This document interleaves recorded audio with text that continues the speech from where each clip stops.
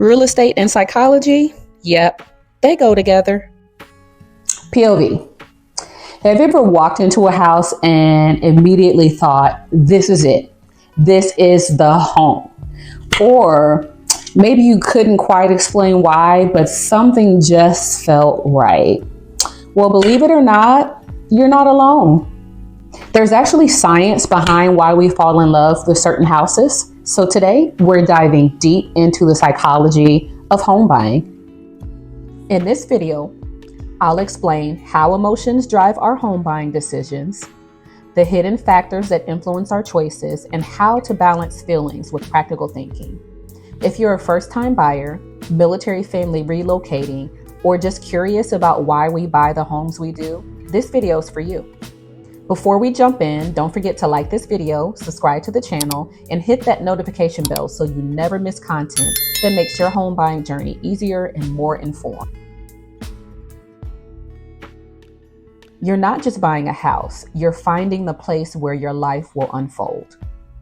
Your future starts the moment you step into the right home. Buying a home is such a personal journey, and it's not about the number of bedrooms and bathrooms. It's actually about finding a space that feels like it was made just for you. Psychologists say that we're wired to seek comfort, security, and identity in the spaces we live in. When you walk into a home, you're not just evaluating its features, you're envisioning your future there. Maybe it's the way the sunlight pours into the kitchen in the morning, or the cozy nook where you can just imagine yourself curling up with a book. Those are both emotional cues that make a house feel like home. Interestingly, studies show that the first 90 seconds after entering a home are crucial. Now that's when most buyers form their initial impression. It's an almost subconscious process. Smells, lighting, sounds, and even the layout all contribute to this moment. Ever notice how some homes play soft music or even have cookies baking during showings? It's not just to be nice. It's to trigger an emotional response. What's one thing that makes a home feel like home to you? Drop it in the comments below. I'd love to know. You're not just buying a house, you're buying a lifestyle. The features we choose reflect the lives we dream of. So let's talk about the factors that influence our decisions without us even realizing it. So I'm talking about things like memories, social influences, and even smells. For example, if you grew up in a house with a big backyard, you might feel a pull toward homes with similar outdoor spaces, even if it's not a practical need. Or if you're relocating for the military, you might prioritize proximity to a base or school, but the charm of a front porch or a cozy fireplace can still sway you emotionally. This is called a memory trigger.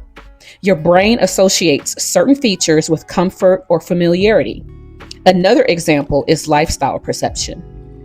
If you dream of hosting dinner parties, an open concept kitchen might be a must-have, even if you only host occasionally. Sensory cues, like the smell of fresh paint or natural light streaming through large windows, also tap into our instincts. Imagine this. You walk into a home and it smells like fresh flowers, has soft ambient lighting, and you even hear birds chirping through an open window. Now compare that to a dark home with cluttered spaces and the smell of stale air. Even if both homes have the same number of bedrooms and bathrooms, your perception of them will vastly vary.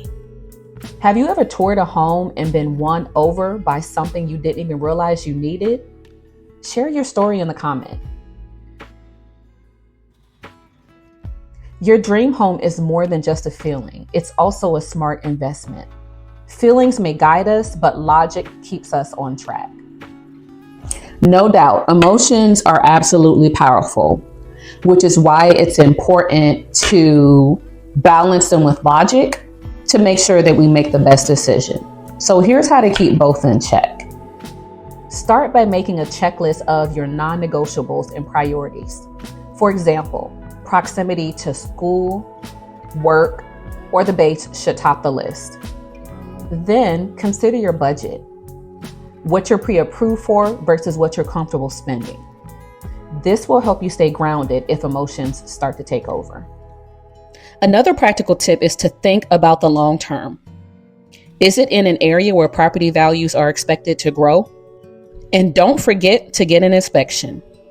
It's easy to overlook potential issues when you're emotionally attached to a home, but an inspection can reveal red flags before you ever commit to the home. Remember, no house is perfect, but the right house will check enough of your boxes to feel like home and still make sense for your goals. Are you team heart or team head when it comes to buying a home? Let me know in the comments. Buying a home is such an exciting and emotional journey, so it's completely normal to feel all the feels along the way. The key is to embrace those emotions while remaining mindful of your priorities and your goals. Whether you're a family relocating, a first-time home buyer, or just dreaming of your next home, understanding the psychology behind why we fall in love with certain houses can help you make a decision you'll feel good about for years to come. Thanks for watching. If you found this video helpful, go ahead and give it a thumbs up, subscribe to my channel, and hit the bell for notifications.